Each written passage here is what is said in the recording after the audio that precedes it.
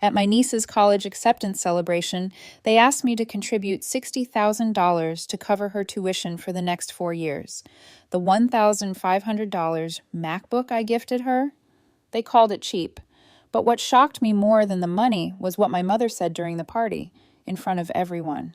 She openly declared that I was a mistake, that she never wanted a second child. Faced with that brutal truth and their unreasonable demands, I decided to cut ties completely and take revenge. Was I wrong to seek revenge? Follow along with the story and tell me what you think. I need your advice. Hello, everyone. My name is Emily. I'm 32 years old and live alone in a 2-bedroom apartment on the west side of Phoenix, Arizona.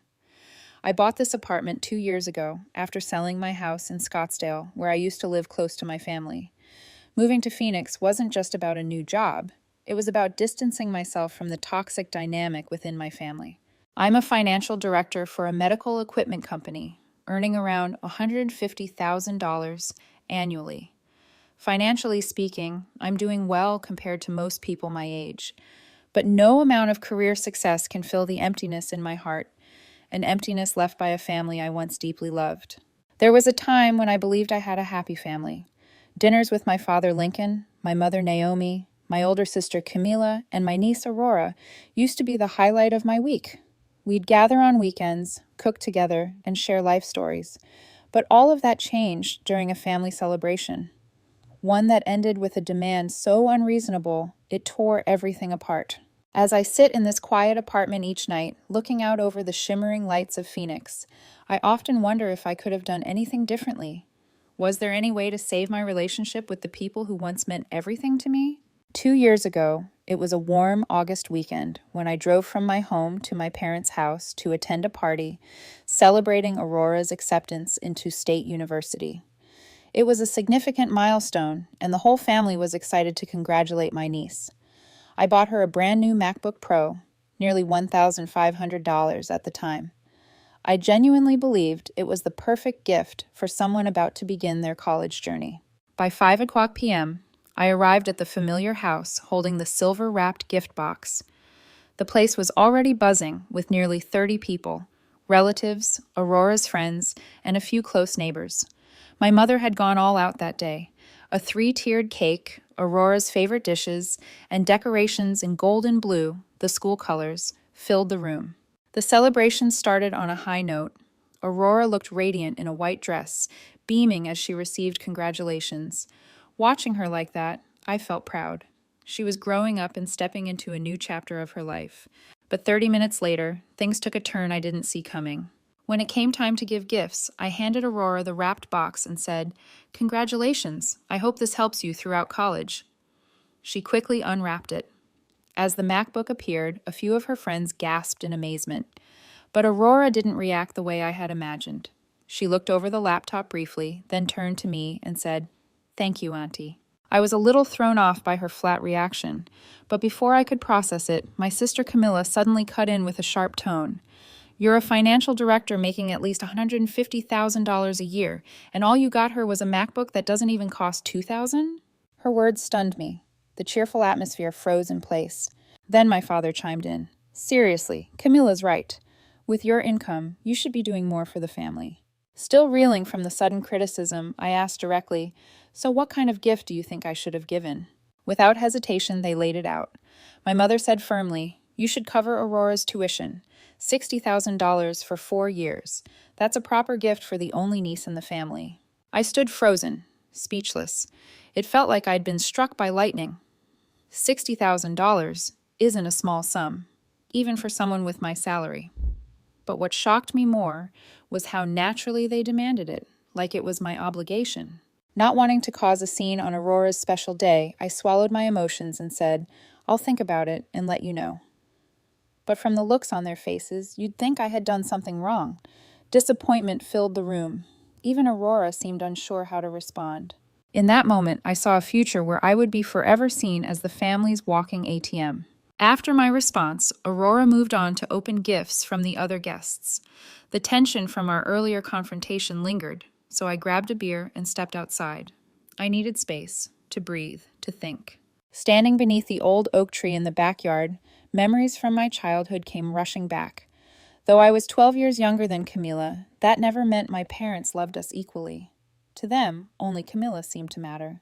I remembered being 12 while Camilla was 24 and preparing for her wedding. My parents spent $30,000 on it. Lavish dress, grand ceremony, the works. Around the same time, when I asked for a bicycle to get to school, they told me, "You're still young, walking is better." They gave Camilla $10,000 at 16 to help with her new car and raising Aurora. Meanwhile, I was denied $500 to attend a school summer camp because the family didn't have money for luxuries. By 18, Camilla continued receiving financial support for childcare, while I was expected to fend for myself. I worked part-time at a local grocery store while studying, often staying up late doing homework after 8-hour shifts. Those long nights etched themselves into my memory like unhealed scars. But the most brutal truth to swallow was realizing that I had spent my youth desperately trying to prove my worth to them. After graduation, once I landed a stable job, I constantly gave financial support, hoping they'd finally see my value. When Camila divorced, I paid $15,000 for her legal fees. When my parents hit financial trouble, I covered their medical bills and home repairs, totaling about $25,000. Camilla and Aurora moved back 3 years ago with our parents after the divorce.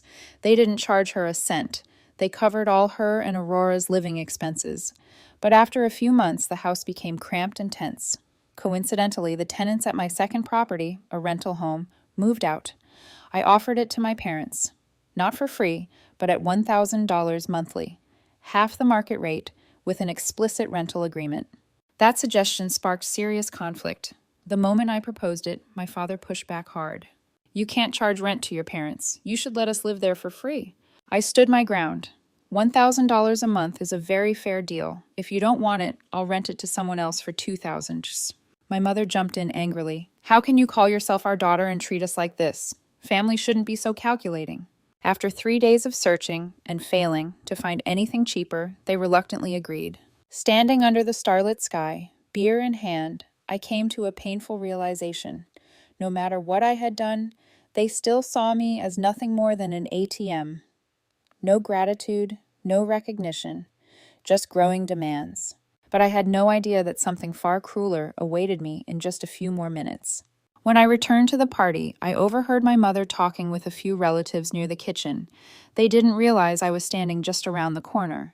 While discussing her children, my mother casually said, "As for Emily, she was just an accident. I never wanted a second child."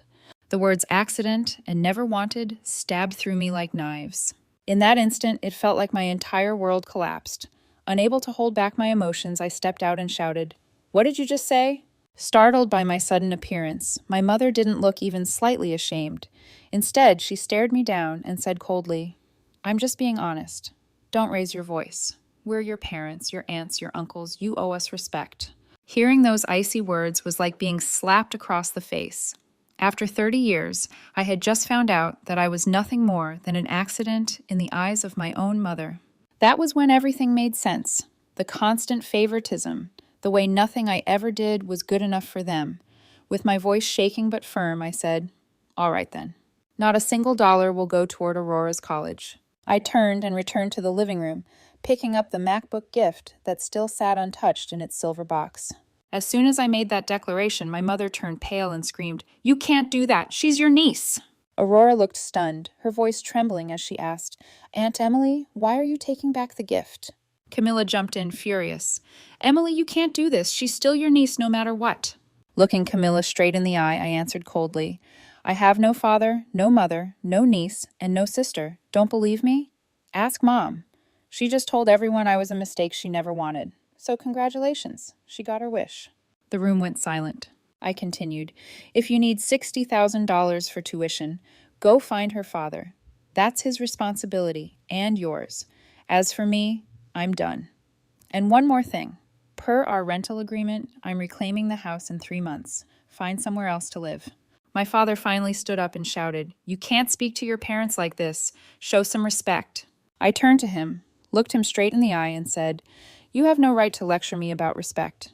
You favored one child and ignored the other for decades. Maybe learn to be a father before preaching about morals." After that, the room fell silent again. Everyone just watched as I walked toward the door. No one stopped me. No one apologized. And in that moment, I knew this was only the beginning of the family drama yet to unfold. Sitting in my car with the MacBook still in its bag, I couldn't bring myself to start the engine immediately.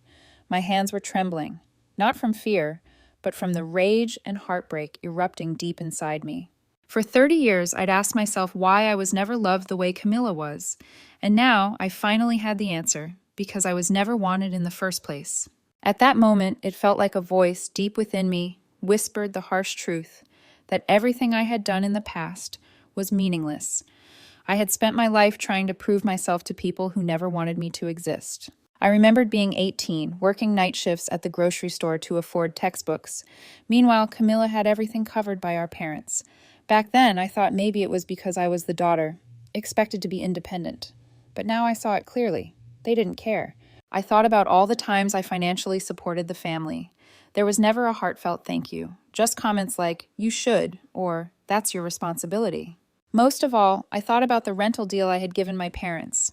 Thanks to my discounted rent, they'd saved $24,000 over the past 2 years, and they never knew it. Instead of being grateful, they asked for another $60,000. That night, sitting there, I felt the full weight of every wrong decision. I had allowed them to take advantage of my kindness, to treat me like an endless bank account. But my mother's word, accident, was the final blow. It made me realize that nothing I did would ever be enough for them, because I was never supposed to be part of their plans.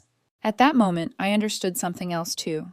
The road ahead wouldn't be the one I had always hoped for, a life surrounded by a loving family. After a few minutes of calming myself down, I finally started the engine and drove back to my apartment with one new resolution.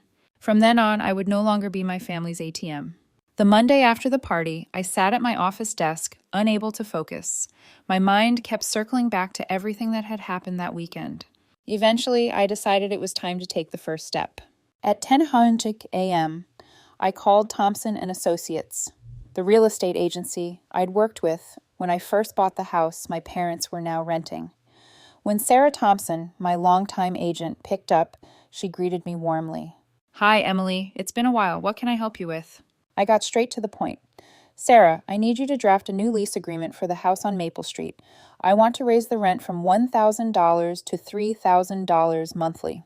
There was a short pause before Sarah replied, surprised. $3,000? That's above market value, Emily. I thought you rented it at a discount because it's for your family. I swallowed hard and answered, "That's true, but now I want it adjusted above market. Can you prepare and send the new lease as an official notice?" She understood the shift right away and responded, "Of course. We'll issue a rent increase notice with 90 days notice, as the law requires. Would you like us to call them first?" I told her I'd send them a message before her team followed up with the call. After hanging up, I drafted a message and sent it to my parents. "I want to inform you that the rent will be adjusted from $1,000 to $3,000 monthly, effective 3 months from now. The agency will follow up with an official notice." Within 5 minutes, my phone rang. My father's name flashed on the screen. Lincoln's voice came through, brimming with anger. "Emily, what the hell is this? Tripling the rent? Is this your way of getting revenge for what happened this weekend?"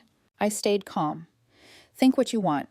Honestly, I could have asked you to move out entirely, but I changed my mind. $3,000, no less." His voice rose.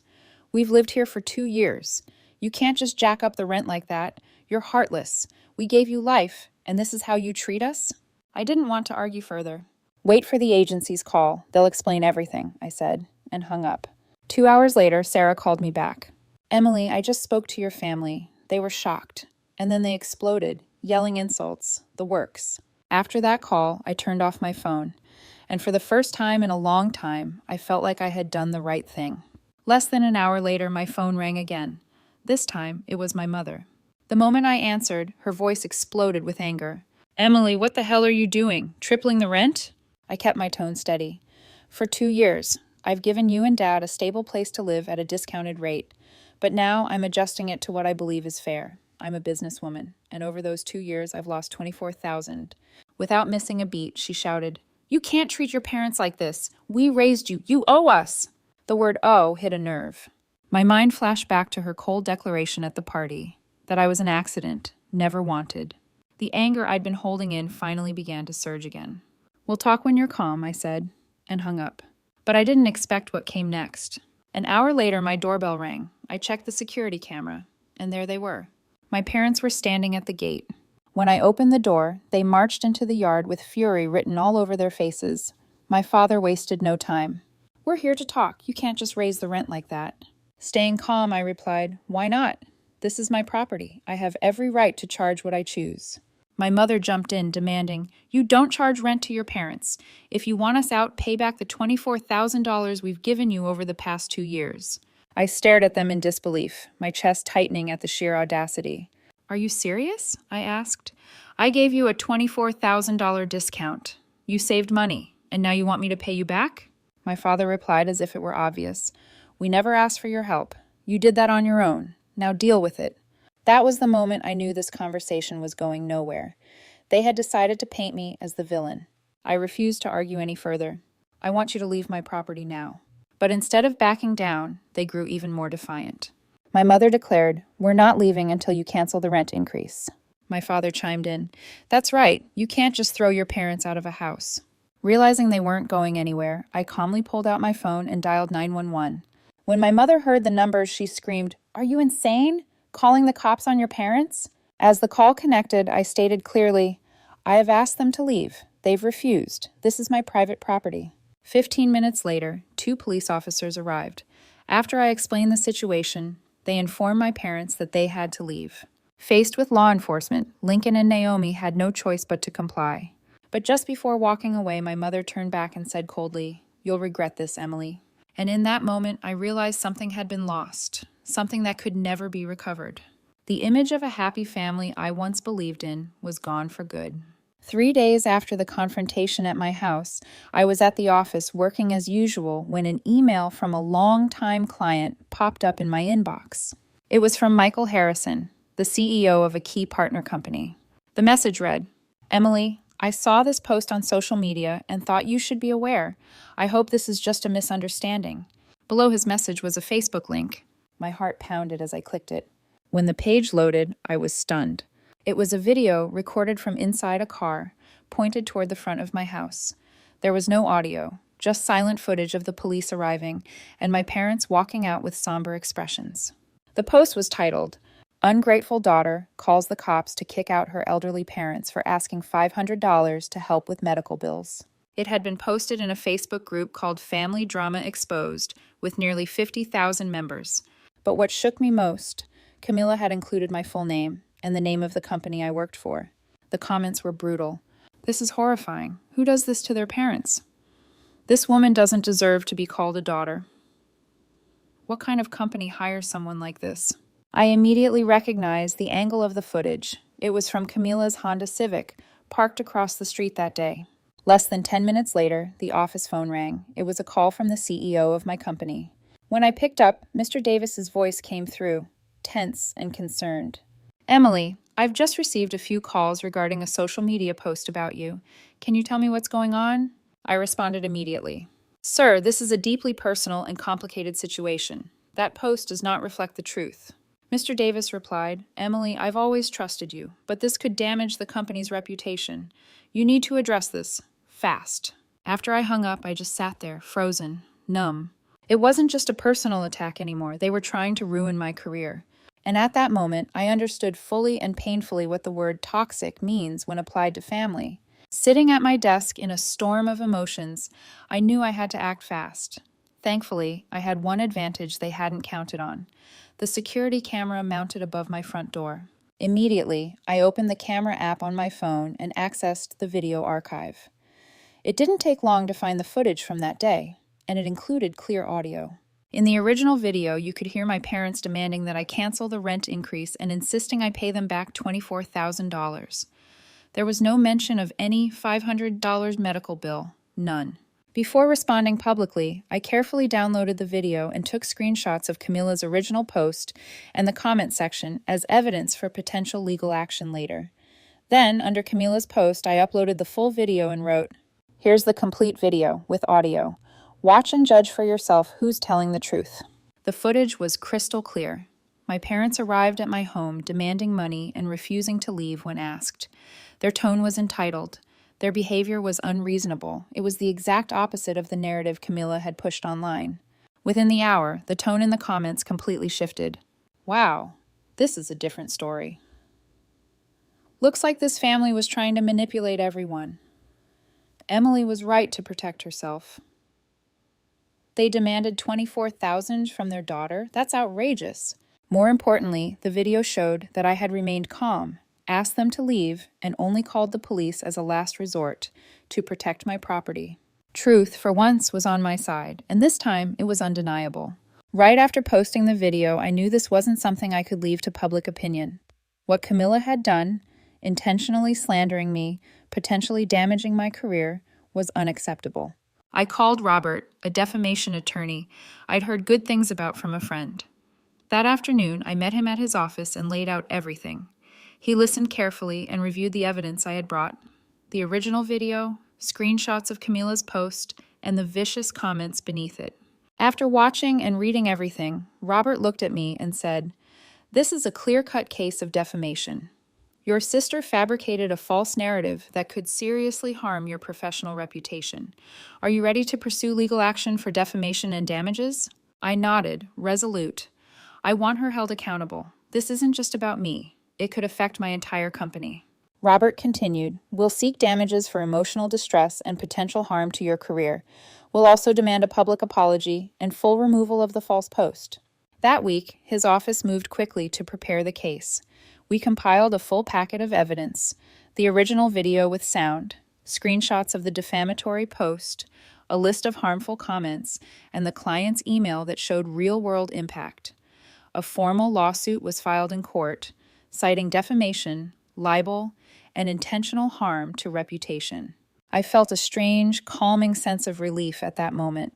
I was fighting back, through the system, for the first time. And this time, not just to defend myself, but to set a boundary that should have been drawn long ago. Less than 3 days after the lawsuit was filed, my doorbell rang one evening. Through the security camera, I saw Aurora standing alone at the gate. When I opened the door, my niece looked worried and said, "Aunt Emily, can I talk to you?" We sat down in the living room. Aurora started speaking, her voice trembling. "Auntie, my mom is really upset about the lawsuit. I came here to ask if you could drop it." Looking into Aurora's eyes, I saw sincerity, but I couldn't forget how she had stayed silent when the family demanded I pay $60,000 in tuition. I asked her, "Aurora, do you remember your party? Did you speak up for me when your mom and grandparents asked me to pay your school fees?" Hearing that, Aurora looked down and stammered, I didn't know what to say at the time." I replied immediately, "Exactly. You stayed silent when they mistreated me, and now, when they're in trouble because of their own wrongdoing, you come asking for mercy." Aurora's tears started to fall. She cried as she spoke. "But Auntie, if my mom gets sued, our family will go through a tough time." Emotions surged within me at that moment, but I knew I couldn't back down. I tried to comfort Aurora and said gently, "Aurora, I understand you're worried about your mom, but their actions have deeply affected my life and my career. They have to be held accountable." Realizing she couldn't convince me, Aurora had no choice but to leave. 2 days later, Camilla showed up at my apartment herself. Her attitude was completely different this time. No arrogance, just pleading.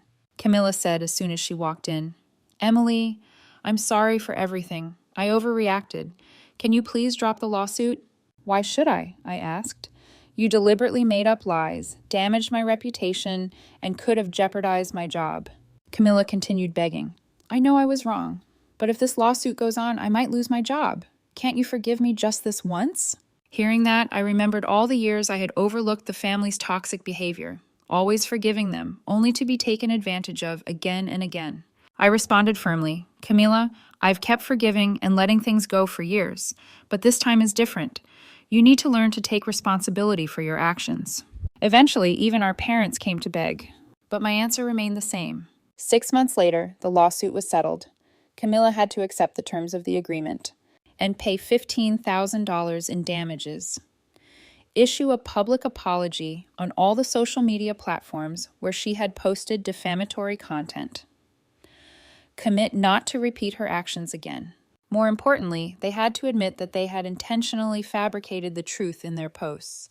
Right after the case was closed, I took decisive steps to cut all ties with my family.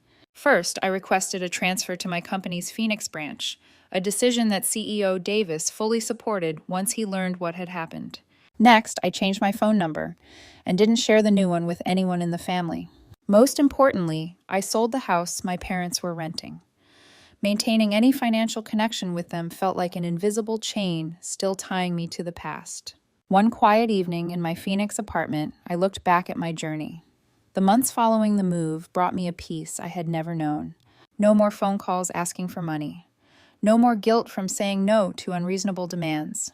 No more living under the shadow of trying to prove myself to people who never truly appreciated me. My work in Phoenix was thriving. I was highly valued in my new role, and Mr. Davis often praised how I handled challenging situations. The latest work environment allowed me to showcase my strengths fully. I had finally found a place where I wasn't constantly questioned or guilt-tripped, where my contributions were acknowledged without conditions. Some people said I was running away from my family, but I didn't see it that way. I saw it as distancing myself from toxic people who once hurt me deeply. It was a conscious choice, a way to protect my mental well-being. What I've learned from all this is that sometimes cutting off toxic relationships, even if they're blood relatives, is necessary to protect yourself. I understand not everyone will agree with my decision. Many will say, family is family, and I should forgive. But I've realized something that took me 3 decades to learn. Real family isn't just about shared blood. It's about the people who genuinely love, respect, and support you. Now I'm building new relationships in Phoenix with friends, coworkers, and maybe, someday, a new family of my own. I'm learning to trust those who deserve it and to set clear boundaries with those who don't. At that moment, I finally understood what true freedom meant. It's not about doing whatever you want. It's about having the right to say no to what harms you.